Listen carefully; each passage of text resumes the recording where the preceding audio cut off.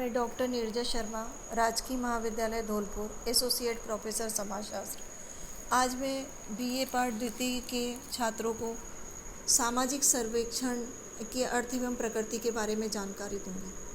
सामाजिक सर्वेक्षण को समझने के लिए पहले अगर हम देखें तो हम सामाजिक संबंधों को देखें या मानव समाज को देखें तो हम ये कह सकते हैं कि मानव समाज जो है वो सामाजिक संबंधों का जाल है।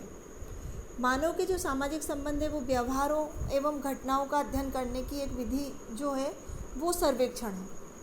सामाजिक घटनाओं का अध्ययन करने के कारण इस सर्वेक्षण को हम सामाजिक सर्वेक्षण कहते हैं। सामाजिक सर्वेक्षण भी अगर हम देखें तो ये एक सामाजिक अनुसंधान की ही एक पद्धति है। जैसे कि आपने पहले जो सामाजिक अनुसंधान देखा था वैसे ही एक पद्धति जो है सामाजिक सर्वेक्षण भी है। इसमें भी वैज्ञानिक विधि के द्वारा ही किसी क्षेत्र विशेष के रहने वाले जो लोग होते हैं वहाँ की तत्कालिक सामाजिक समस्या के बारे में हमें जानकारी प्राप्त करते हैं, तथ्यों को एकत्र करते हैं और इसके आधार पर सामाजिक सुधार की योजनाएं भी बनाते हैं।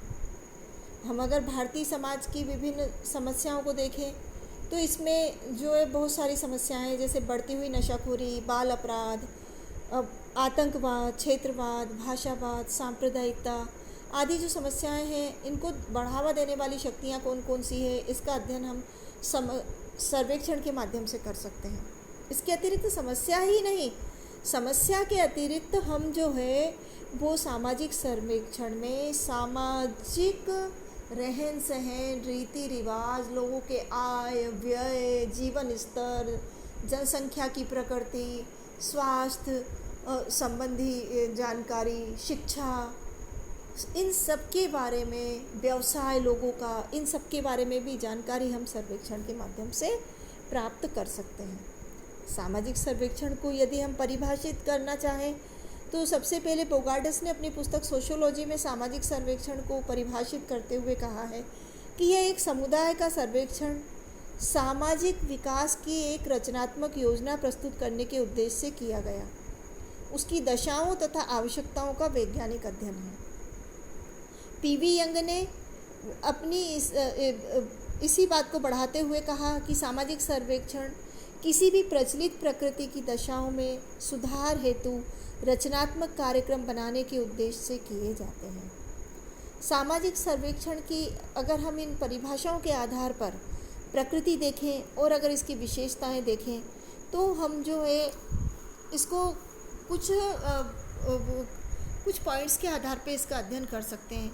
अगर सर्वेक्षण की विशेषता देखें तो एक प्रथम विशेषता तो यही हो सकती है दी गई परिभाषा के आधार पे कि सामाजिक घटनाओं एवं समस्याओं का अध्ययन। जितने समाज में जो है बहुत सारी घटनाएं घटित होती हैं और उनमें जीवन की दशा, लोगों की समस्या, उनके कारण आदि का अध्ययन किया जाता है। तो इन सब का अध्ययन जो है हम सर्वेक्षण के माध्यम से कर सकते हैं। केवल समस्या का ही अध्ययन नहीं करते, लोगों के समाज की संरचना में जो लोगों के पॉजिटिव रहन सहन है उसका भी अध्ययन हम इसमें करते हैं। फिर एक निश्चित भौगोलिक क्षेत्र, सामाजिक सर्वेक्षण में अगर हम देखें तो हम उन्हीं घटनाओं का अध्ययन कर पाते हैं जो एक निश्चित सामाजिक भौगोलिक क्षेत्र तक सीमित हो, क्योंकि ताकि अनुसंधानकर्ता जो इस क्षेत्र में जाकर उससे संबंधित तथ्यों का अध्ययन कर सके। फिर है अगला जो विशेषता है वो है सामाजिक समस्याओं का अध्ययन एवं उपचार। अब जैसा कि हम जानते हैं कि समाज में जो है कई प्रकार की समस्याएं भी होती हैं, तो उन समस्याओं का अध्ययन मतलब हमें करना रहता है। उनके कारण खोजे जाते हैं, उन कारणों को, निवारण को और कैसे हम उन समस्याओं को हल कर सकते हैं, उनके सुधार को मार्गदर्शन करने में भी सर्वेक्षण एक महत्वपूर्ण भूमिका निभाता है। फिर है वैज्ञानिक पद्धति का प्रयोग। जिस प्रकार से जब मैंने आपको अनुसंधान के बारे में जानकारी दी थी तो मैंने आपको बताया था कि अनुसंधान का कार्य, सामाजिक अनुसंधान में हम एक वैज्ञानिक विधि का प्रयोग करते हैं अध्ययन के लिए। इसी प्रकार से सर्वेक्षण में भी सामाजिक अनुसंधान की तरह ही एक वैज्ञानिक विधि का, एक वैज्ञानिक क्रम का प्रयोग किया जाता है, जिसमें प्रश्नावली, साक्षात्कार अनुसूची आदि जो विधियों का प्रयोग करते हैं अनुसंधानकर्ता जो है वैज्ञानिक ढंग से तथ्यों को एकत्रित करता है। सर्वेक्षण में जो घटनाएं होती है उनके कार्य कारण संबंधों का ज्ञान प्राप्त करता है। फिर उसके आधार पे जो निष्कर्ष निकलते हैं उनका सामान्यीकरण यहाँ पे किया जाता है। और सर्वेक्षण की हम सत्यता को भी परख सकते हैं, जिस प्रकार से कि अनुसंधान की सत्यता को परख सकते हैं। फिर है सहकारी प्रक्रिया। सामाजिक सर्वेक्षण जो है इसको हम एक सहकारी प्रक्रिया भी कह सकते हैं। उसका मुख्य कारण क्या है? क्योंकि अगर छोटा क्षेत्र हो, सीमित क्षेत्र हो तो एक व्यक्ति अध्ययन कर सकता है, लेकिन जब बड़े पैमाने पे जब हमें समस्याओं का अध्ययन करना हो या जानकारी प्राप्त करना हो तो उसके लिए एक अध्ययन दल का निर्माण किया जाता है और उस दल के सदस्य विषय के विशेषज्ञों के साथ मिलकर सामूहिक रूप से अध्ययन करते हैं। इसलिए सर्वेक्षण को हम एक सहकारी प्रक्रिया भी कह सकते हैं। परिमाणात्मक पक्ष। सामाजिक सर्वेक्षण में हमें इस जो तथ्य संकलित किए जाते हैं उन तथ्यों को परिमाण के रूप में या क्वांटिटी के रूप में हम उनको प्रकट कर सकते हैं। क्योंकि सर्वेक्षण का एक बहुत बड़ा उदाहरण है सामाजिक सर्वेक्षण का, वो है जनगणना, सेंसस मेथड, है ना। तो उसमें जो है हम जो भी अनुसंधान प्राप्त करते हैं वो सांख्यिकी विधि के द्वारा, सांख्यिकी का प्रयोग दिन रात करते हैं। तो उसमें जो सर्वेक्षण के जो परिमाण होते हैं उन तथ्यों को हम संबंधित मानते हैं। अब इसकी विशेषताओं के बाद में यदि हम सर्वेक्षण की विषय वस्तु के बारे में जानकारी प्राप्त करें तो हम ये कह सकते हैं कि सर्वेक्षण की विषय वस्तु को हम 4 भागों में विभाजित कर सकते हैं। मोजर ने यही बताया हमें। पहली है जनसंख्यात्मक विशेषता। जनसंख्यात्मक विशेषता जैसे कि नाम से ही लग रहा है कि जब किसी जनसंख्या की समुदाय, किसी समाज, समुदाय या जनसंख्या की विशेषता का अध्ययन किया जाता है उसे हम क्या कहते हैं? जनसंख्यात्मक विशेषता कहते हैं। इसमें जनसंख्या की हम वैवाहिक स्थिति, प्रजनन संबंधी नियम, जन्म घनत्व, जन्म दर, मृत्यु दर, जन्मों का नियंत्रण, परिवार का नियोजन, औसत आयु, जनसंख्या की गतिशीलता, शिक्षा वगैरह, इन सबको हम शामिल कर सकते हैं। फिर अगला जो चरण मतलब कि जो विषय वस्तु का क्षेत्र है वो है सामाजिक पर्यावरण। सामाजिक पर्यावरण का अर्थ होता है कि किसी समाज के सामाजिक आर्थिक कारकों को ध्यान में रख के हम जो अध्ययन करते हैं उसे हम सामाजिक पर्यावरण कहते हैं। सामाजिक पर्यावरण में लोगों के व्यवसाय, आय, घरों की दशा, जिन घरों में वो निवास करते हैं उनकी दशा, है ना, शिक्षा, स्वास्थ्य और सामाजिक जो मतलब कि और भौतिक सुविधाएं होती हैं, आस पड़ोस, लोगों का रहन सहन, आर्थिक दशा, और इस प्रकार किसी उस समाज में रहने वाले लोगों की भौतिक आवश्यकताएं क्या है और उनकी पूर्ति वो किन साधनों के द्वारा करते हैं, लोगों का बजट, उनकी आर्थिक समस्या, बेकारी, निर्धनता, अपराध, बाल अपराध, ऋणग्रस्तता, भिक्षावृत्ति, इन सब का अध्ययन भी इसमें किया। ये सब सामाजिक पर्यावरण के अंतर्गत आते हैं। इसके बाद है सामाजिक क्रियाएं।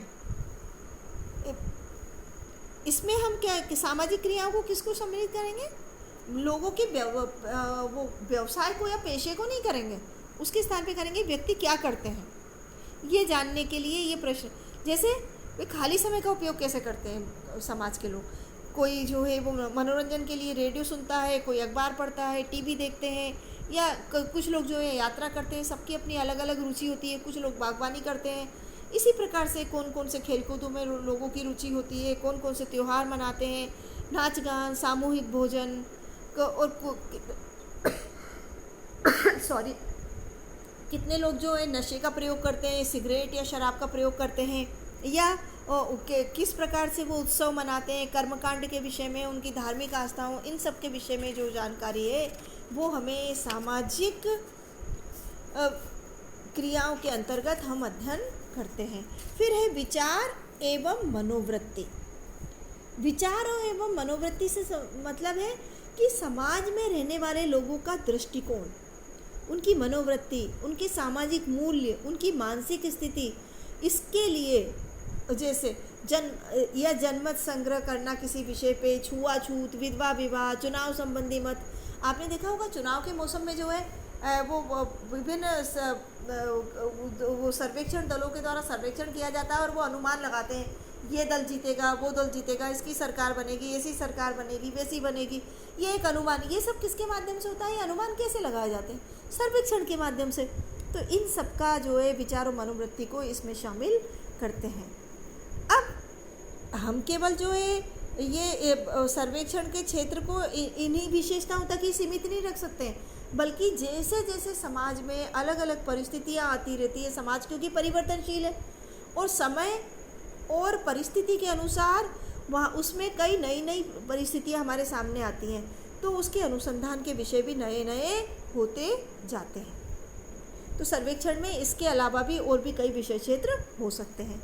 अब हम अगर सामाजिक सर्वेक्षण का उद्देश्य देखें तो हम ये कह सकते हैं कि सामाजिक सर्वेक्षण का जो उद्देश्य है वो व्यवहारिक है या वैज्ञानिक है। सामाजिक सर्वेक्षण में हम जो है वो विभिन्न जो सर्वेक्षण हैं उसमें जनजीवन के वो पक्ष से संबंधित, जैसे प्रशासन संबंधी तथ्यों की खोज करते हैं, समाजशास्त्री सिद्धांत जो होते हैं उसके किसी पक्ष पे हम प्रकाश डाल सकते हैं, और इसका मुख्य उद्देश्य जो है वो हम निम्न बिंदुओं में हम समझ सकते हैं। सबसे पहला है सामाजिक तथ्यों का संकलन। जो सामाजिक सर्वेक्षण है वो वैज्ञानिक विधि से किया जाता है, इसकी चर्चा मैं आपसे पहले भी कर चुकी हूँ। तो स्वाभाविक रूप से जो तथ्य संकलित होते हैं वो कैसे होते हैं? विश्वसनीय होते हैं।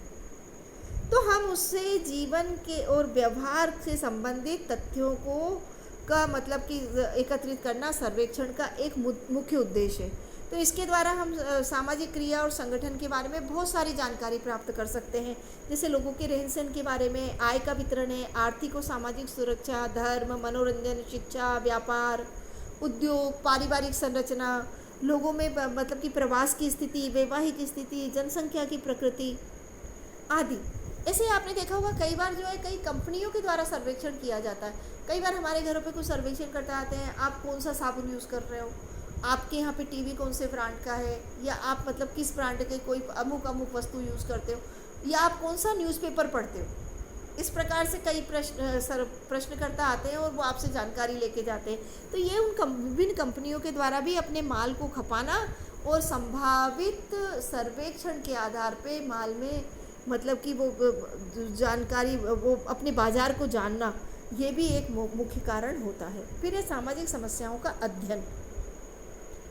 अगर हम देखें तो मतलब कि एक सामाजिक सर्वेक्षण का एक मुख्य उद्देश्य होता है सामाजिक समस्याओं का अध्ययन करना, और केवल उसमें अध्ययन ही नहीं करते हैं, उसके आधार पे समस्याओं की जो जानकारी होती है उसके आधार पे उसके कारणों का पता लगाते हैं, और जब हमें कारण पता लग जाएंगे तो हम उसका निवारण भी कर सकते हैं, उसका समाधान कैसे करें, ये भी एक मतलब कि सर्वेक्षण का मुख्य उद्देश्य है। फिर है कार्य कारण संबंधों की खोज। कार्य कारण संबंध से अर्थ है कि सामाजिक सर्वेक्षण का उद्देश्य जो है सामाजिक घटनाओं के कारण को ज्ञात करना, और उन कारण के पीछे कौन सी परिस्थितियाँ होती हैं, घटित होती हैं, उनकी पुनरावृत्ति किन कारणों से होती है, और ये समाज को किस प्रकार से प्रभावित करती है, इन सब का अध्ययन भी हम सामाजिक सर्वेक्षण के माध्यम से कर सकते हैं। फिर है उपकल्पनाओं का निर्माण एवं परीक्षण। सर्वेक्षण का एक उद्देश्य जो है उपकल्पनाओं का निर्माण और उनका परीक्षण भी होता है। उपकल्पनाओं जो हमने उपकल्पना बनाई है सर्वेक्षण के माध्यम से हम जो है उस कल्पना को सत्यापित कर सकते हैं, उसके सत्यापन के लिए भी हम सर्वेक्षण कर सकते हैं, और उसके द्वारा जो नई नई उपकल्पनाएं बनेगी हमारे सर्वेक्षण के द्वारा उनकी विवेचना हम सर्वेक्षण के माध्यम से कर सकते हैं। फिर है सामाजिक सिद्धांतों का पुनर्परीक्षण। सामाजिक सिद्धांतों का पुनर्परीक्षण से मतलब यह है कि विभिन्न अध्ययन अनुसंधानकर्ताओं के द्वारा प्राचीन समय में भी कई विद्वानों के द्वारा कई सामाजिक सिद्धांतों को निर्मित किया गया, लेकिन समाज परिवर्तनशील है, गतिशील है, तो स्वाभाविक रूप से जब समाज की संरचना में परिवर्तन होगा तो उसकी जो सिद्धांत हैं उनमें भी परिवर्तन होगा। तो प्राचीन काल में जो सिद्धांत सही थे वो आवश्यक नहीं है कि वर्तमान काल में वो समाज के ऊपर पूर्ण रूप से लागू हो, या वर्तमान में लागू हो रहे लेकिन भविष्य में भी उसी तरीके से पूर्ण रूप से सत्य सिद्ध हो।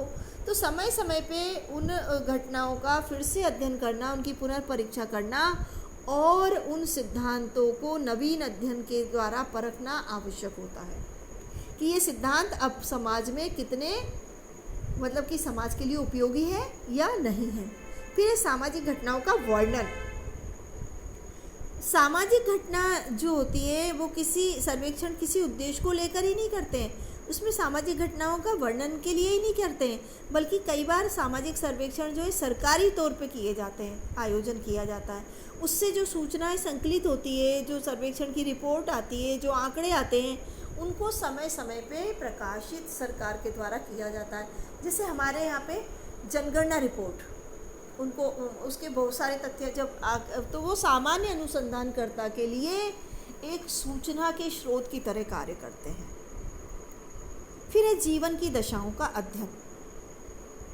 सामाजिक सर्वेक्षण का जो उद्भव या विकास जो है मुख्य रूप से पहले इंग्लैंड और अमेरिका में हुआ था। इसमें जो है मुख्य रूप से श्रमिक वर्ग के लोगों की दिशा और दशा के बारे में अध्ययन से प्रारंभ हुआ था।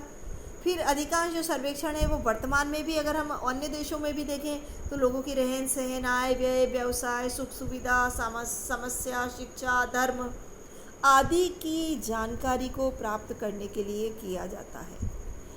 ये सभी उद्देश्य हैं। अगले टॉपिक में मैं आपको सामाजिक अनुसंधान और सामाजिक सर्वेक्षण में समानताएं और उनमें क्या अंतर है, दोनों में क्या मुख्य मूलभूत अंतर है, और सामाजिक सर्वेक्षण की उपयोगिता या महत्व के बारे में जानकारी दूंगी।